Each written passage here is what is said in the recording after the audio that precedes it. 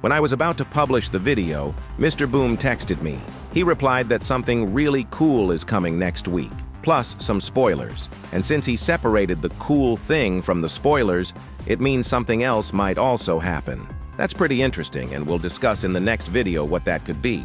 But for now, let's move on to today's video. Hi guys, Iron Cameraman here. In episode 78, there's one moment I didn't give much importance to, but then I noticed a detail and just couldn't stop. When the camera zooms out and we see several TV screens showing transmissions from other cameramen, on the right side of the central broadcast you can see that Hunter is killing someone. But the thing is, the main POV was also killed by Hunter. What's also interesting is that later in the same episode, Hunter appears again, and as you remember, he loses his right arm. But then, in episode 79, at the very end, Hunter once more shows up completely fine, with both of his arms intact. In season 25, G-Man talks about his children in the plural, and the paw emblem on Hunter's helmet, the same as Juggernaut's, is indirect proof that he obeys Juggernaut. At first, all these details look to me like almost ironclad evidence that there are multiple Hunters and that they are just ordinary soldiers in Juggernaut's army. But after digging a bit deeper, I realized something doesn't quite add up, and now you'll understand why this theory has huge problems. First, I noticed that in the scene with multiple TV screens, on the left side there's a shot with Duchess. But obviously there's only one Duchess in the series, and literally 5 seconds earlier, we had seen her in the main POV's location. So the second Hunter and the second Duchess in that scene are explained very simply. Those were being filmed by other cameramen who were also in that same location. Meaning, these are the same characters, just shown from different angles. That also explains why the TV screens are standing next to each other. During the broadcast, cameramen's transmissions are sorted by location, so a shot from Japan and a shot from Russia won't be broadcast right next to each other. That's a really interesting detail I had never thought about before. Then I had another thought that could explain this magical reappearance of the arm. We've already seen multiple episodes that take place at the same time chronologically, and if the ending of episode 79 part 2 happened before the moment when Hunter loses his arm, then his appearance with both arms is explained perfectly. He simply hadn't lost it yet.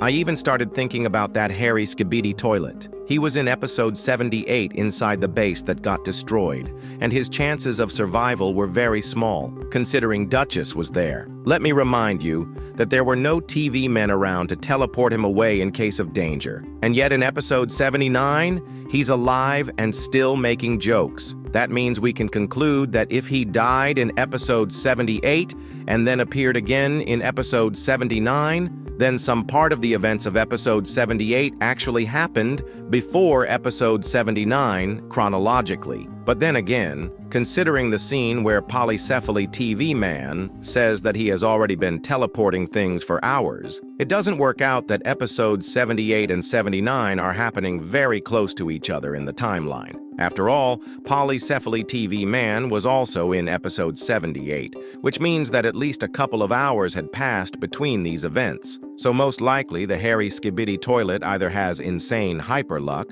or he dug himself a hole like a mole and managed to save himself. I don't really know how exactly he got out. That was left off screen. But considering the detail with Polycephaly TV Man, it's clear that he definitely survived being so close to the Astro Mommy.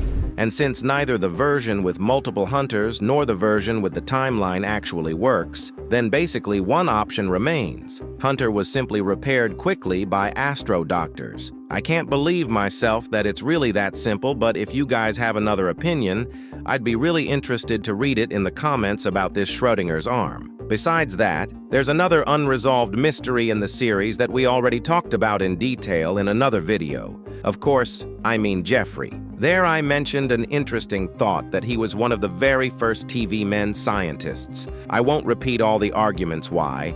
If you're curious, go watch that video. For today's episode, this idea itself is enough, so I thought about it a little longer. and I came up with a genius concept and explanation for Jeffrey's abilities. As you know, the abyss serves as a sort of neutral space through which you can travel from one location to another. If we put it simply, it's a kind of bridge. Considering Jeffrey's abilities, which allow him to show the past and some sort of future of characters, we can conclude that potentially the abyss might also work with time. In that case, it wouldn't just be a bridge between worlds or locations, but a bridge between times themselves. And that's basically a time machine, which sounds insane. But don't throw tomatoes at me or hit me with an acid TV man. I'll explain now. Another detail that proves that the abyss somehow distorts time is the fact that all TV men in normal life speak backwards. But inside the abyss, they talk normally. But then the question comes up.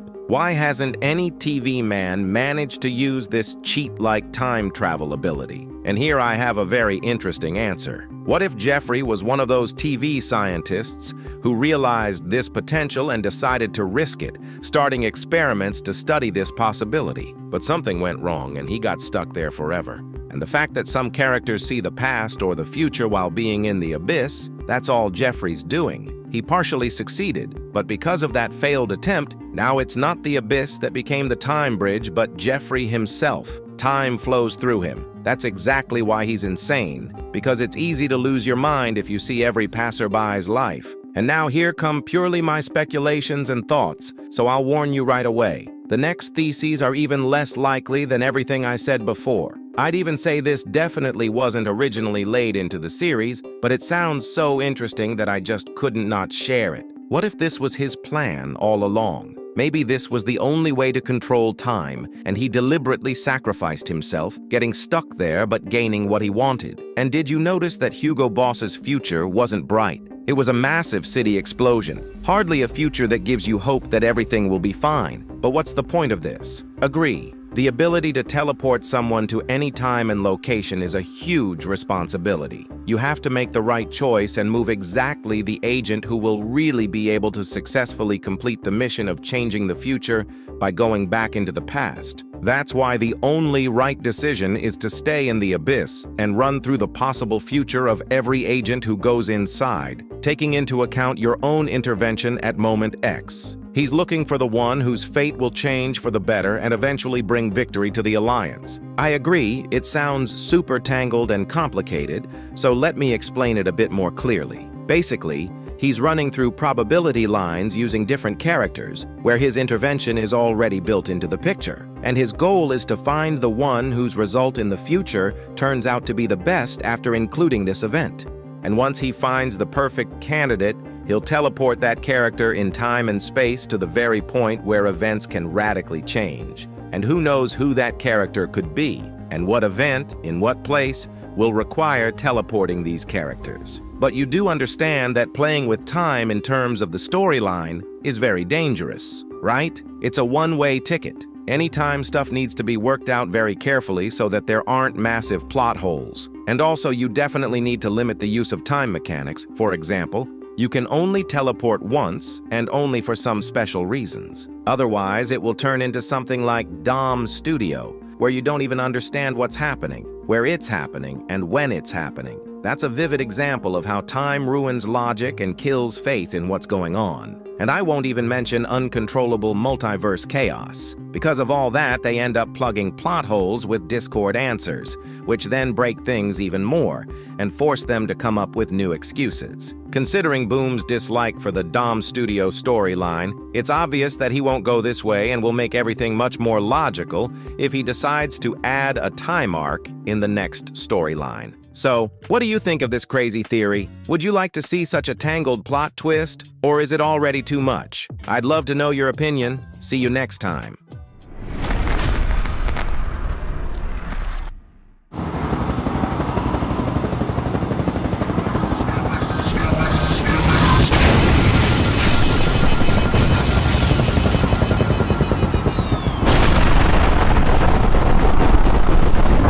Skibidi Toilet. In stores now.